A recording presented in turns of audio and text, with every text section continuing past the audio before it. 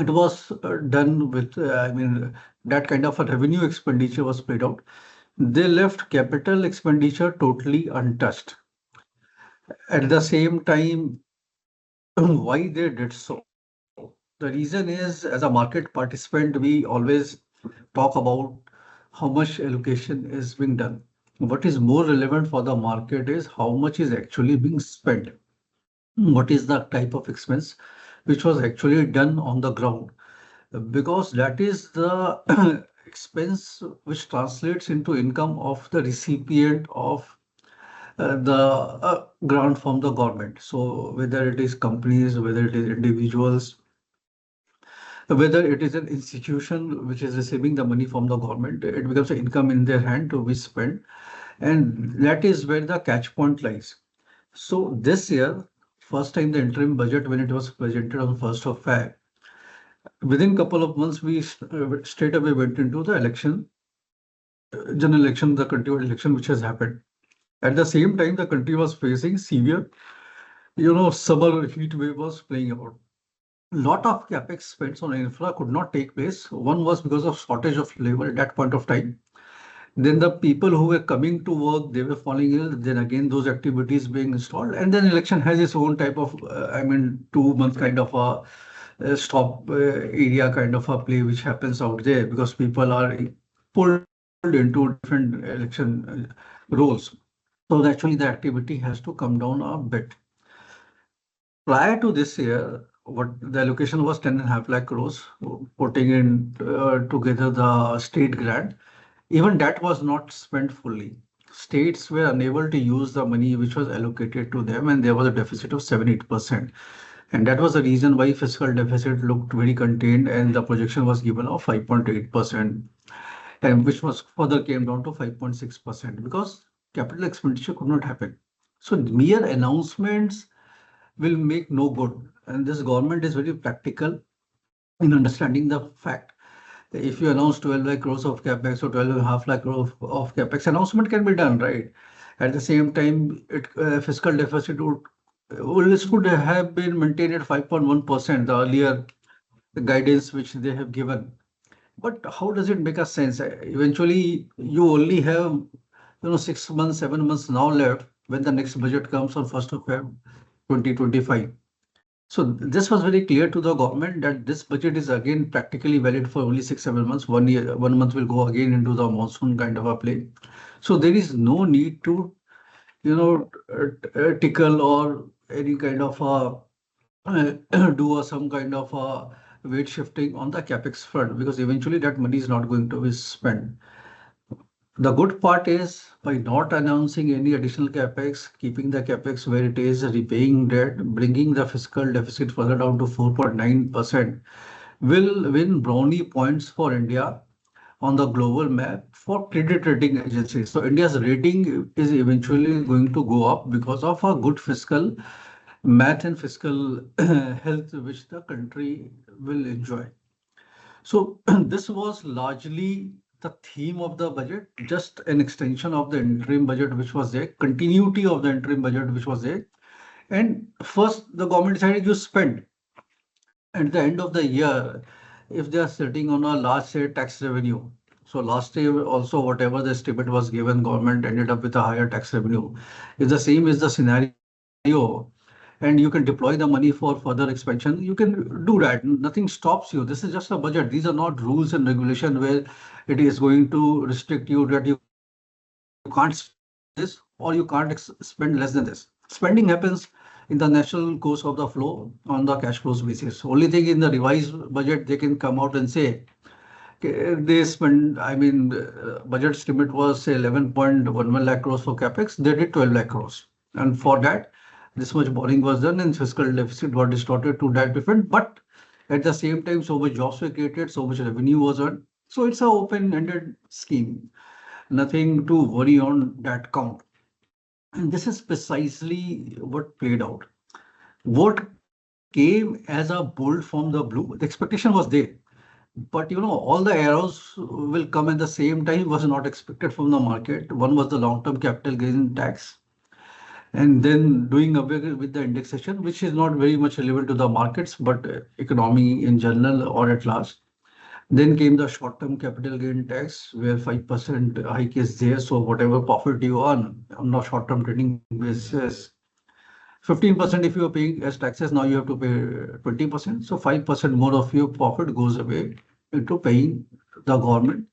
Then there was some STT hike, nominal in size, but people who are play very large trades or the algo traders, for them it becomes really meaningful.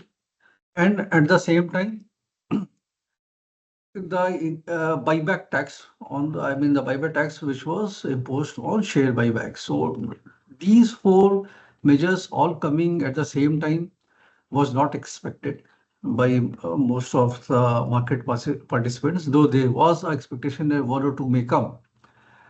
So this was a surprise for the market. We had intraday, fall in the market during that point of time, but again it recovered further.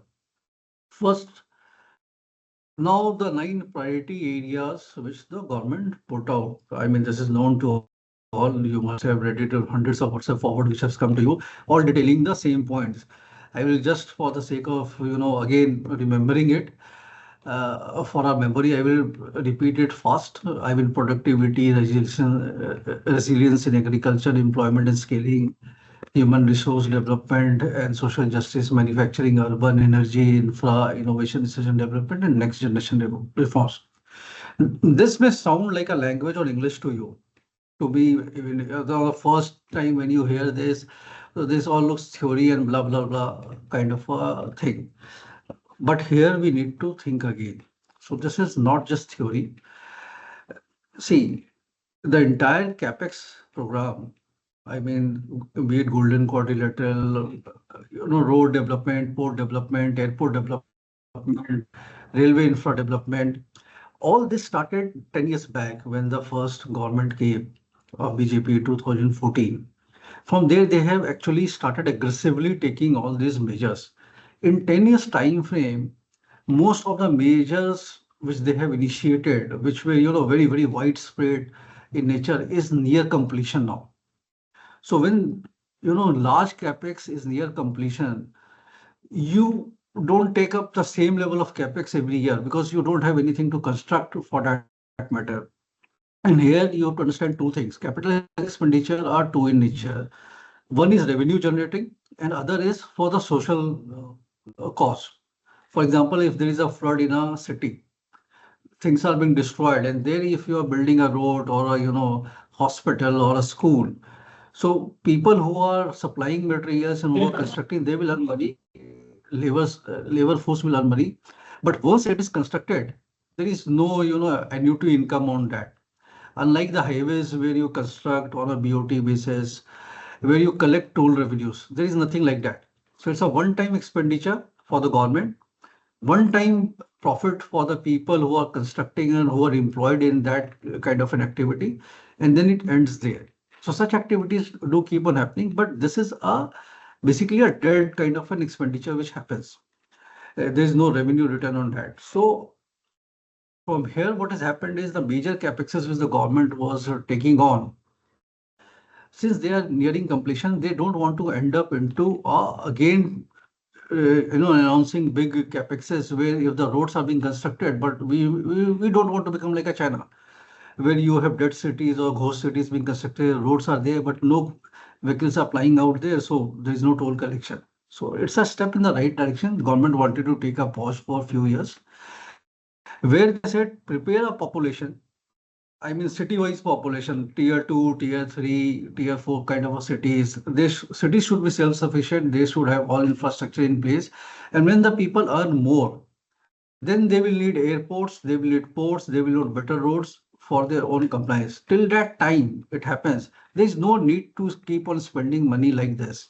So this is a theoretical call. And see, if somebody like, I will give you my example. I am from a place called Dhanbad, it's in Jharkhand. Earlier it was Bihar. I came to Mumbai. Now, how much do I travel to Dhanbad? Not even once in a year. Of late, I mean, last 2 years I have not been there. So I mean, to and fro transportation to Dhanbad is not there. But had I stayed in Dhanbad, I would have come to Bombay at least 4 times in a year. Then I need an airport in Dhanbad to service me, that kind of a facility, and the revenue generation could have happened. So it's a more thematic kind of a call which the government has taken. First is scaling, educating, and employment, providing, facilities to MSMEs so that MSMEs operate in small cohorts in small places. And once that economic viability of further capex comes into play in those places, they will go ahead and do the capex. And by that time, your tax collection and revenue collection all will be in a much healthier balance to take care of that. So this is the long and short of the income and expenditure part of the budget, the balance sheet part of the budget. Because it was not needed, no announcements came in the budget on the income expenditure side. The announcements which came is very much, good for the economy at large. And this is now they are talking about a structural economy, India being a $10 trillion economy by 2047. So it's a roadmap of next 25 years, 23, 25 years. And Finance Minister was very vocal and clear. Even today, when she came on an open house interview on TV 18, she was very clear on that. This is a directive budget, and this is going to continue for next few years. There won't be any change in the system of allocation of fund which was there. So my limited point is there is no negative mark. They are not taking away anything from the corporate profits or from the economy. Nothing has been taken away. And I still doubt whether by the end of this year, when the next budget is presented, government won't be in a position to spend even 11.11 lakh crore rupees, which they have allocated for capital expenditure. And I think this is what is well understood by the market participants. And that's the reason why we are seeing this upside in the market. And they have been appreciative of this fact. Actually, there was no need for any major announcements to come through, and the participation continues. Now, this is the normal tax revenue table. I think this report is there with all of you. So there has not been any change out there. So, but there is one critical point. If you look at it closely, there has been a drop in the tax revenue collection.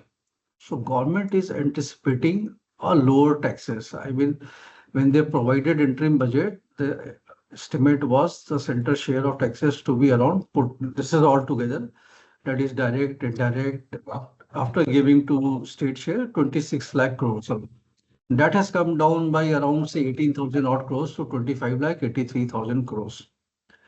Non-tax revenue receipt has gone up, and this was because the RBI dividend has come by, and that's the reason why you are seeing out there.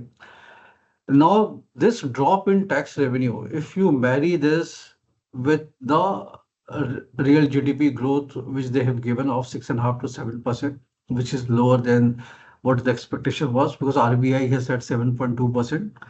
And then you marry this with the nominal GDP growth, which the government has given out 10.5%. So 4.5% is the annual inflation, CPI inflation, which RBI is talking about. If you subtract 4.5 from 10.5, it comes to 6% kind of a real GDP growth. So 50 basis point here and there is but it is coming on the lower side. So government is clearly seeing a slowdown in the economy, primarily because not much capex spends to be done as of now. And second is the base effect will play out. The base effect of last year is far higher. On that, they are anticipating some slowdown happening out there.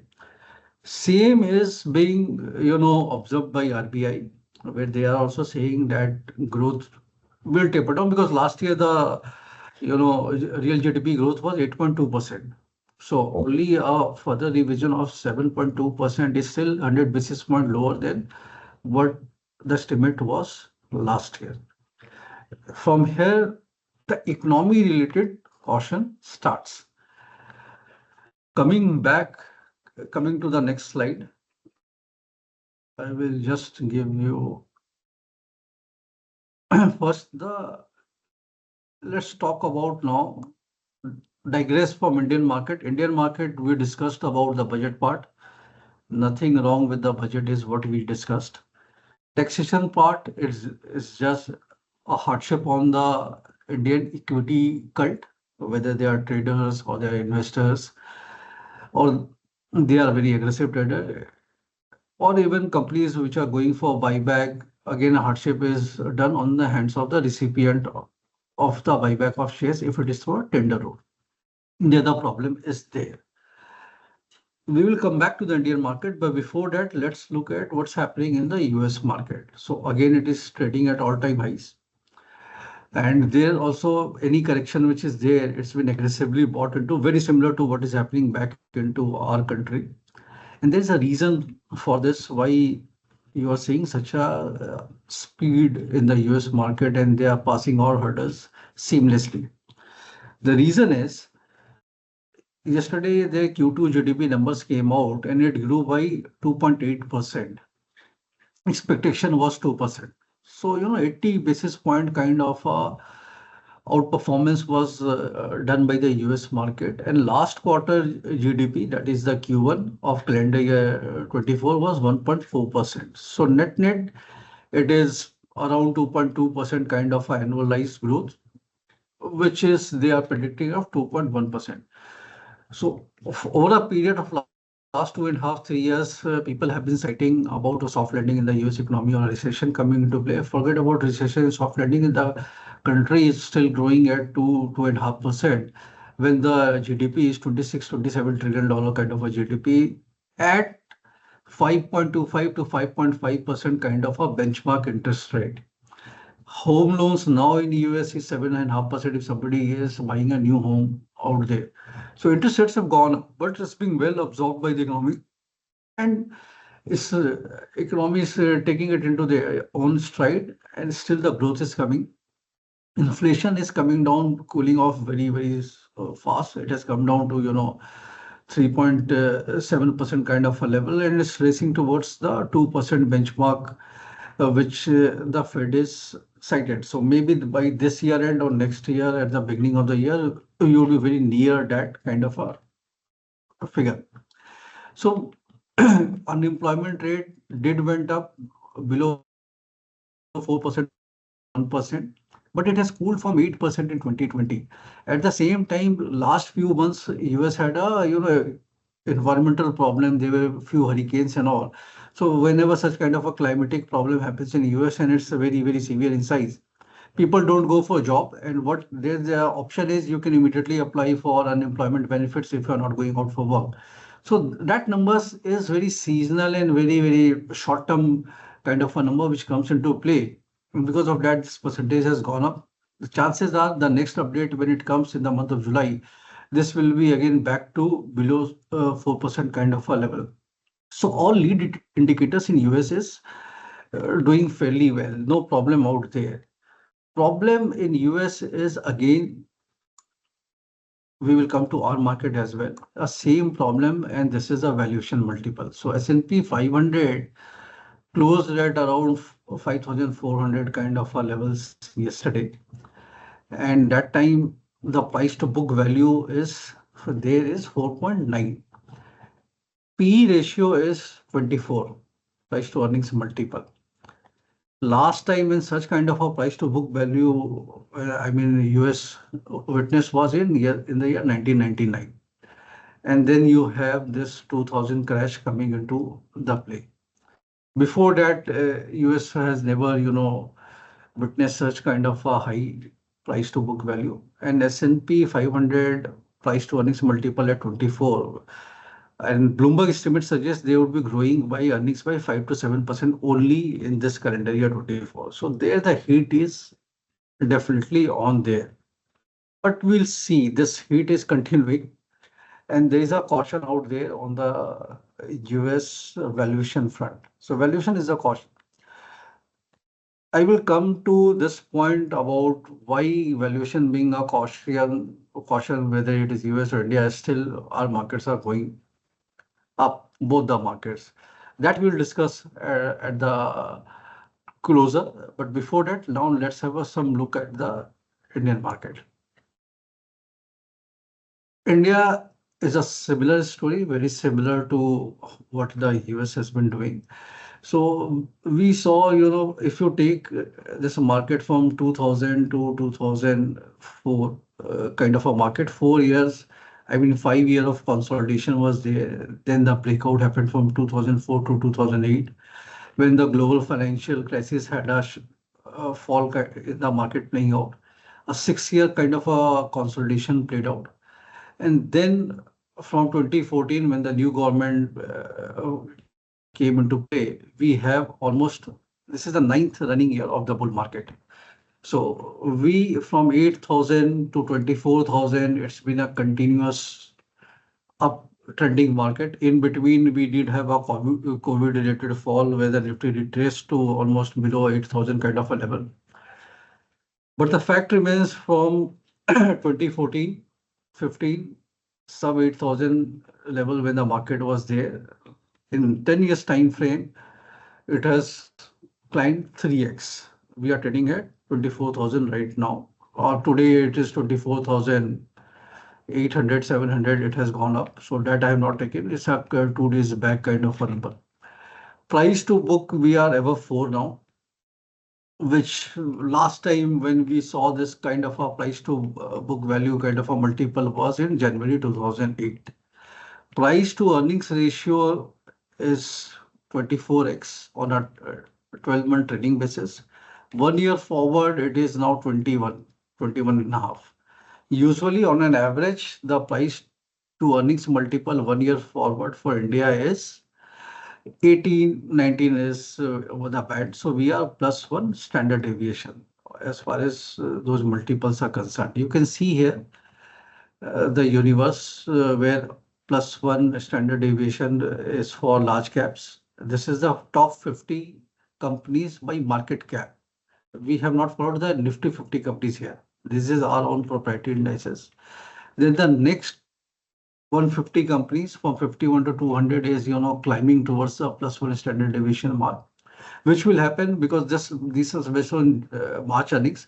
June quarter earnings, I will come to that, is not coming out good. Small caps, that is from 201 to 450 market cap in a sequential basis on the merit of ranking, is now hitting plus two standard deviation mark on a P multiple. And micro caps, which is from say 451 to 500, is now at plus two again. So all heat maps on the valuation matrices are on the extreme end of the valuation multiples. And this is the most critical slide where we are talking about the earnings of this quarter, which has come so far. So total 166 companies have reported their earnings. I mean, these are those companies which we are looking into from our 500 market cap basket.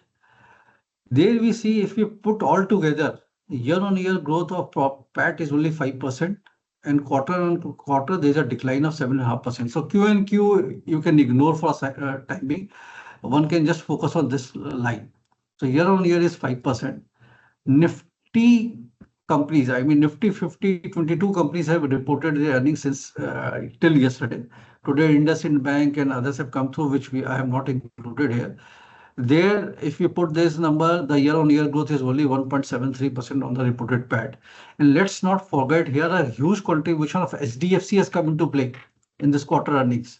We have added that because it's a merged reported numbers now. Earlier, only HDFC Bank was there.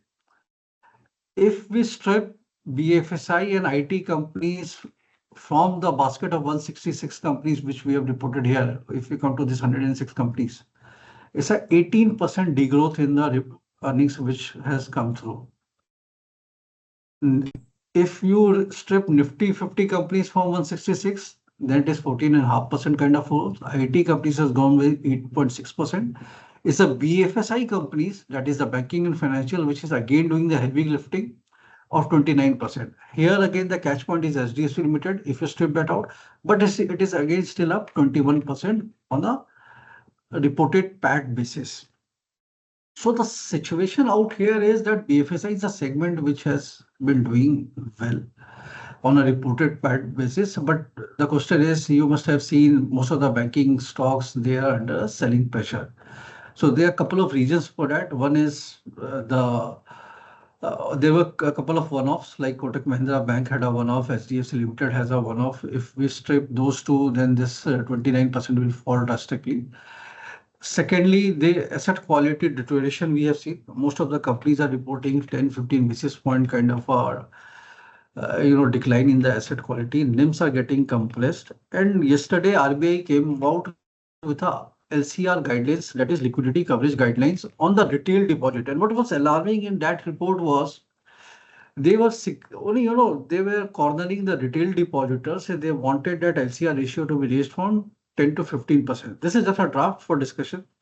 Implementation, when it will happen, we don't know. But this is indicative in nature of the thought process or the, mind share of what the regulators are thinking about. And that mind share says that they are worried about some sort of a runoff on banks. See, this can also be not related to actual economic related runoff, run on. For example, we saw that uh, Microsoft outage happening in the US, and because of that CrowdStrike, most of the functionalities were not functioning for hospitals, banks overseas. Many countries face that issues, even airlines face that issue. If there is such situation in India, and because of panic, if retail depositors go and pull their money out of the savings, one first thing is it's there on everybody's mobile app. Anybody's mobile phone which is functioning at that point of time, he may just try to pull the money out. You may rush to the ATM or something like that. If that is the situation, or for example, the bank is functioning fine, but there is a fear on a particular bank. You have an SBI account and you have a say HDFC Bank account, and you hear this kind of a news, your immediate reaction would be to shift your deposit from HDFC to SBI because end of the day it's a Sarkari bank, the money may be more safe. It's such a retail psychology which the government is thinking about many postulates, and then on that click of a button, within few seconds, you can IMPS transfer that money from your HDFC to SBI. But HDFC Bank should be in a position to, service that liquidity to you. So this kind of a rundown, if it happens, maybe because of that software related rundown, governments want to protect. I doubt they are fearing any, asset trouble or asset bubble being created into the banking system. Because of that, they wanted to take such measures. So now the point is, budget largely has been okay. There is no problem out there. Structurally, it is very forward looking. Structurally, they are looking beyond 4 years from now, or at least 3 years from now, if not 4 years. Direction wise, they want to be a participant of more revenue if equity market participants are making good profit. So government also wants to have the alpha or delta playing out. From normal tax, they want to have a larger share of your profit. So that's the reason why the taxes has been raised. And now we come down to the basic question of why, when there is a valuation concern happening out there, the table is right in front of you, profit growth and everything is not happening. Still, why markets are firing up in such a fringy way? The reason is very simple. The reason is the liquidity flow, which has been chasing this market. I'll give you a few, and that's also in US, it's the same thing, which is happening in India. Similar set of thing is happening in US as well. I was just looking at the SIP figures. So 90,000 crores was the annual SIP in FY20. It went to 124,000 odd crores in FY21. And then it went to 155,000 odd crores in FY22. And last year it was 1,99,000 crores. So 40, 50,000 odd crores of additional inflow is coming from the SIP. As of now, just a day before today, mutual fund put together was sitting on a liquidity cash. It's a pure cash which they were sitting on of 1,25,000 crores to be deployed into the market. SDFC, one of their fund offerings, which collected around 10,000 odd crores, they have been able to deploy only 4,500 crores. So they are still sitting on 5,000 or 6,000 odd crores of money to be deployed into the market. So there's a huge liquidity which is sitting in the market and which want to chase the growth story of the stocks. And there's a mandate by SEBI, you cannot keep more than 15% of cash over a certain period of time, and the justification has to be given to the exchange why you are keeping it, or you return back. So returning back is not possible. It has to be deployed into the market. This liquidity is just driving the market crazier everywhere. And now what happens is you don't take a 1 year, 2 year kind of a call. Now you are taking 4 year, 5 year, 10 year kind of a call when you are deploying this money. This is the normal theory which is working out. And government is pretty much aware of this maths which I am talking about. And that's the reason why they were in a very happy position to test the water by hiking the tax rates, so be it long term, short term, share buyback, or STT, and still they are today they are laughing on the table because nothing happened. They are because any trades which are being done today, tomorrow, yesterday, it will be done at a higher taxes when you are booking your profit, and this higher tax is going to their kitty. As long as this liquidity flow continues the way it is going, market will remain heated. It will continue to enjoy the higher valuation. Now, one very important aspect out here is uh, if there is nothing majorly negative about a business, then higher valuations are sustainable. We are still to see a meaningful degrowth coming into play to rattle this entire uptrend which we are sensing. So unless that happens, as long as all the management commentaries, everything is positive, and usually people were perceiving this year, that is the financial year FY25, to be a weak year, where the expectation was that earnings growth will be benign. People were expecting 10 to 12% kind of a earnings growth. So this is quarter one, maybe Q3 and Q4 will pick up, or usually second half is always much better than the first half, and eventually we end up with those kind of a numbers. But the case in point here is people are saying that FY26, the financial year after this year, because this would be a year which will be more of a consolidation kind of a year, or we will again return back to 20% plus kind of a growth. So EPS for FY24 was 996. If you take us at 12% or 10% kind of a growth, we would be ending FY25 by 1100 or 1120 kind of an EPS. On an 1100, if you add 20%, so it is 220 rupees, right? So 1320, 1350 kind of an EPS for FY26. So at 13, 1400 kind of an EPS, market is still trading at 18, 19 P multiple. So to at 1400 or say 1300, 20 P multiple means 26,000 on the Nifty. One more quarter down the line, we would be discounting FY26 earnings multiple. And there, the earning projection, which for Nifty 50 is likely to be, as of now, it's going to be maintained that way, is around 1300, 1320. So again, you are landing into a situation where market looks reasonable if you are looking at FY26, forward multiples, which is just 3 months down the line from here. So you have one is after this consolidation year, the numbers which we are seeing, a base building year, we are going to revert back to 20% plus kind of a growth trajectory. And number two is liquidity flows continue unabated.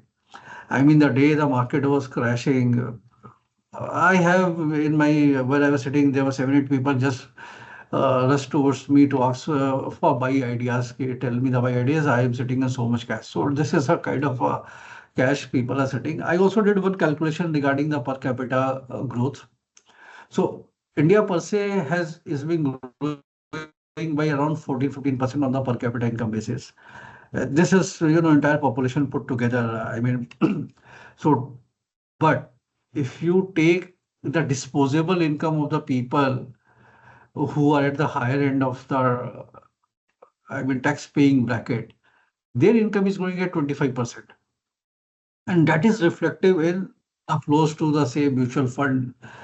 And because mutual fund flows has been growing at 25, 26% for last 2, 3 years, whereas banks deposit base has grown by only 10, 11%. The concern highlighted by FM and RBI governor and all. So that concern remains because here the yields are better. And see, when your PM is saying your economy is going to go up from, say, 3.6 trillion, 3.8 trillion right now to 10 trillion in next 10 years. You are talking about GDP growing by 3x in next 10 years. How can you expect your people to park your money in a fixed deposit, which is yielding you 5%, 5.5% post-tax? So they would be deploying their money, their savings into areas which are, participant of such a big growth opportunity which India is going to witness in the next 20 years. And that is the equity asset class where this growth is going to come from. And that's the reason why, I mean, people are very smart nowadays. Even SIP people are very smart. They have understood this story very well, and this flow is coming. So people like me would be the most troubled guy. I would be facing, heavy challenges justifying why a certain company should be bought into, because till now, what we have seen, I mean, what I have seen in my last 20 years of career uh, is a traditional way of approaching companies and valuing companies. And on that traditional approach, everything, as I showed you in the last, this slide, everything is plus one, plus two standard deviation. Everything is looking expensive.